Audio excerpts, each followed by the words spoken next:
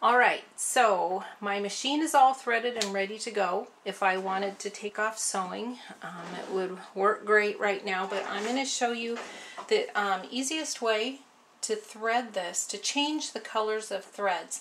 And you'll notice that I have just a tan color here, and I just always have a neutral thread color there, just so I don't go through my colors as fast. And in the seam, you'll see once you've sewn a seam that this color, it's in the middle of the seam where nobody is ever going to see it, unless you're looking on at the actual seam allowance. You can see it a little bit, but it's a good way to kind of use up the colors of thread. You always end up with cones that you just are never going to use, and so I always have tons of neutrals, and so that's a good way to use them up.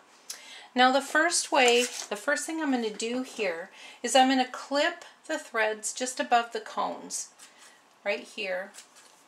And basically what we're going to do, rather than rethreading the entire machine, what we're going to do is just tie the new color on to here, and then we're just going to pull it through. And that just works fantastic. And this way, unless you make a mistake or unless something really goofy happens, you should never have to thread the whole machine again. Not that that is the end of the world. It's just kind of a pain, especially the loopers. The loopers are the hardest part, and so I'm going to turn the light on here. Now what I should have done before, here with the needles, I have this little screwdriver, and I'm going to just pull these two threads out, clip them. Now we're just going to leave the needle with the neutral one threaded, but we're going to pull out the other one that we want to change.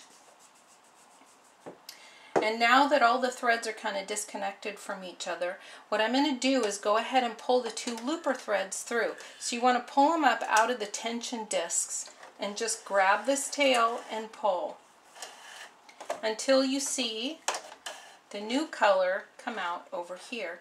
And then you want to seat the thread down into the tension disc. So while you're pulling on this thread a little bit, just get those, make sure that they're going to be in the tension disc so there is proper tension on the thread. If there's not, you'll know right away, because your seam will look horrible. It'll be really loopy and it'll look funny. So then we're just going to quick thread the needle. And again, you just want to make sure you flip that over and pull the thread down in. It just takes a second. And then we're just going to thread the needle. And I have my wrong glasses on so I can't see.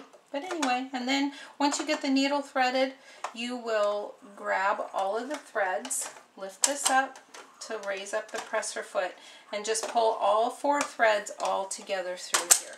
And then you're ready to go. And that is the easiest way to do it, and it just takes a second once you get used to it to change all the threads.